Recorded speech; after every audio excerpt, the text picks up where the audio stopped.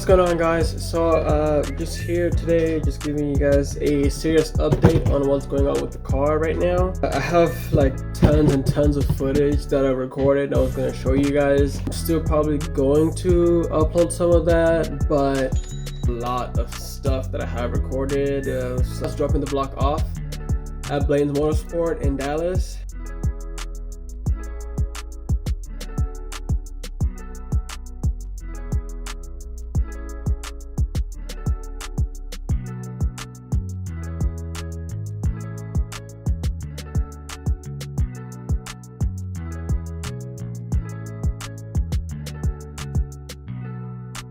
And then videos of my buddy Desmond and his S550 that we kind of, well, I wouldn't say did hard pulls in, but it's pretty quick.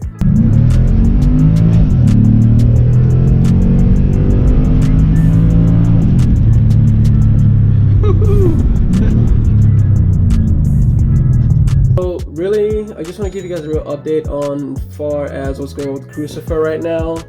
Blaine's Motorsport did call me back and basically say, hey, this block is trash.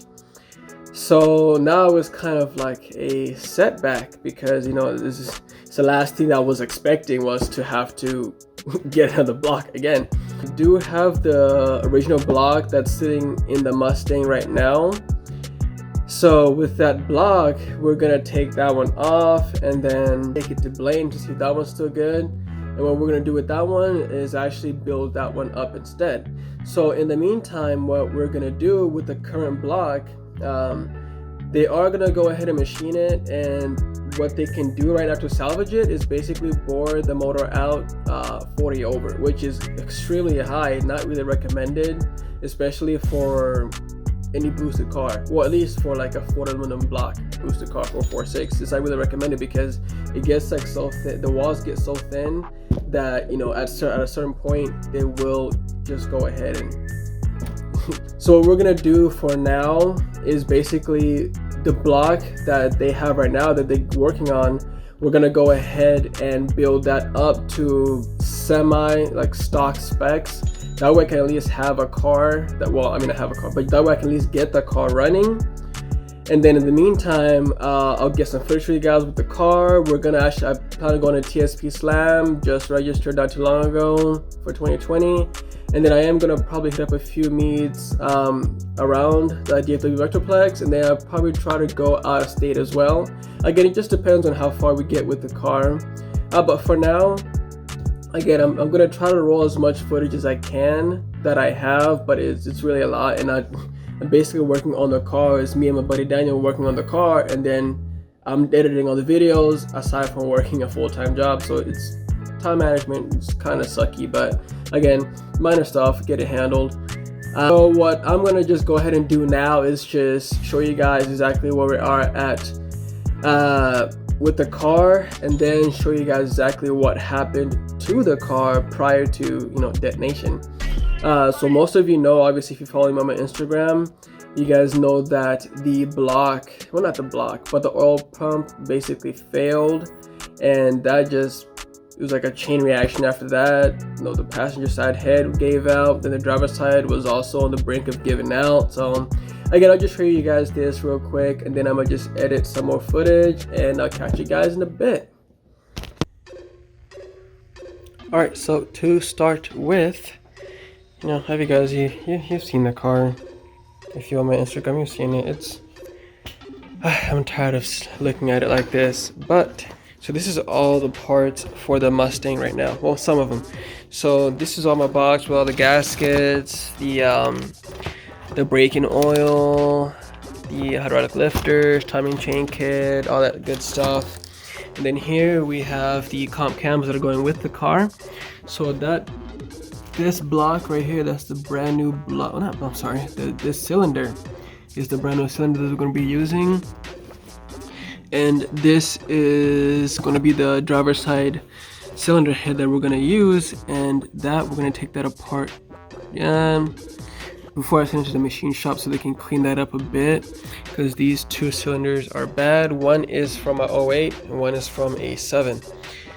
That's my buddy Daniel's block for his build. That thing is pushed out to the max, and It's ready for the insane power. It's going to go on a truck. The oil pump, come on, camera focus. The oil pump failed, right? So that basically what started everything. I was driving back from Oklahoma actually, and then I noticed that the oil pressure was just dropping. And by the time I pulled over, it was kind of too late. The motor had basically locked up. So now what ended up happening was that since that failed, it took the passenger side head with it. I'll put some pictures of it in here.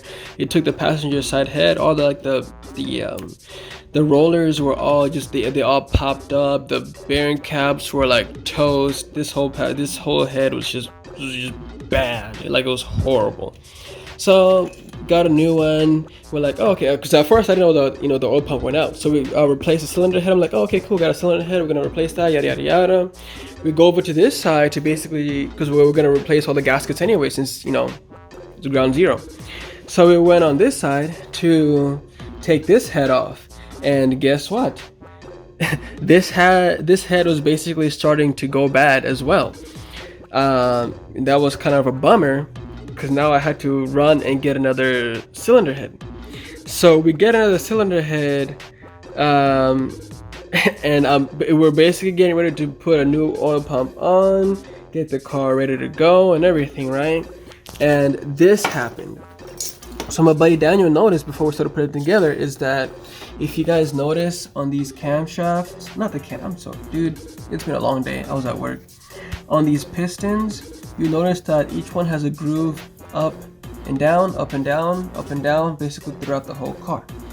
Now what we noticed was that this one, this cylinder here, it was side to side, which is not right.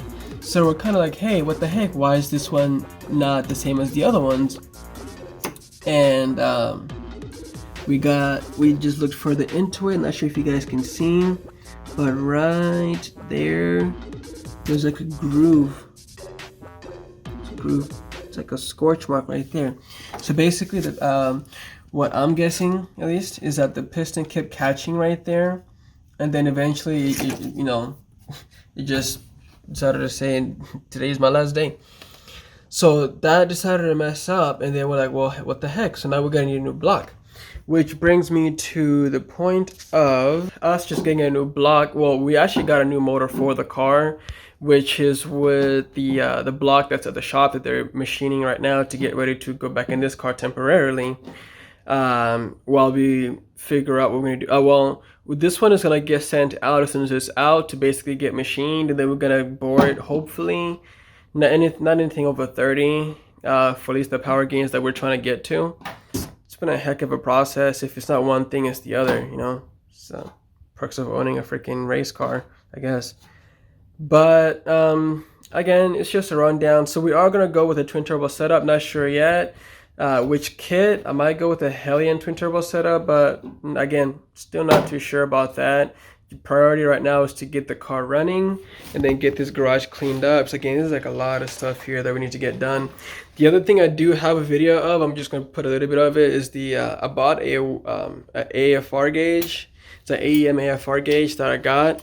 That's going to go on the car as well. It's already put in the car. The other thing I have to do is just get some wax extensions to power it up, basically. That's the only thing I have to do. And then same thing with the oil pressure gauge. That's all I have to do. And then obviously the last slot that's left in there is for the boost gauge, which obviously I'm not going to have until the other motor's done and we have the turbo setup put in the car. So with this motor, the one that we're going to build up to stock specs, that one, once we build this for the twin turbo setup, that other motor is going to basically be for another project car that I'm planning on picking up. I'm not sure as to what car yet. I have a few ideas throwing around, but it's definitely going to be included in a future project car. It is going to be a drift build. I'll tell you guys that much. It is definitely going to be a drift build. So if you guys have any ideas on what cars you want to see as a drift build, let me know. I'll see what I can do at picking one up. But I mean, as far as the car goes, this is basically it. It's been sitting on jack stands for like quite a long time, since like actually October. So again, once the car is ready to go, we'll be pretty excited I just want to get some more footage for you guys with that.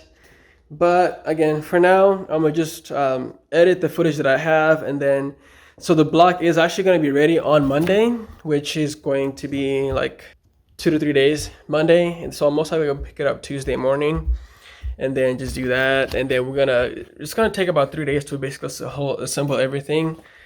At least with my buddy Daniel at the shop, it's gonna take him about 3 days to do it.